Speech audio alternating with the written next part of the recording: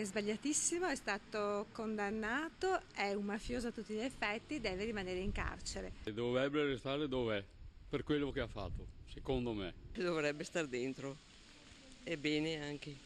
Non mi sembra il caso che sia libero adesso. Una rivolta di popolo dal Veneto alla Sicilia, dai familiari delle vittime di mafia ai semplici cittadini incontrati per strada. L'indignazione ha nel mirino lui, Totò Riina, quello che molti ancora considerano il vero capo di Cosa Nostra.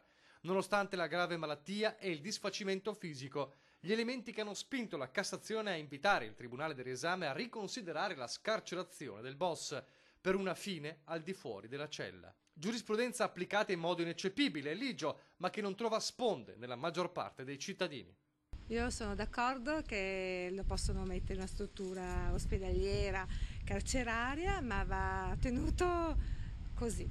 Deve pagare la sua pena e comunque rimane una persona che a mio parere è ancora molto attiva, per cui ne abbiamo già di guai senza bisogno di averne un altro che si prende una libertà che non è dovuta comunque, per rispetto anche a tutti gli italiani e le persone che hanno sofferto per tutti i delitti di mafia. Qualcuno però la pensa diversamente. Penso che, nonostante il male che ha fatto umanamente, possa essere giusto, ma solo umanamente. Ma è una decisa minoranza.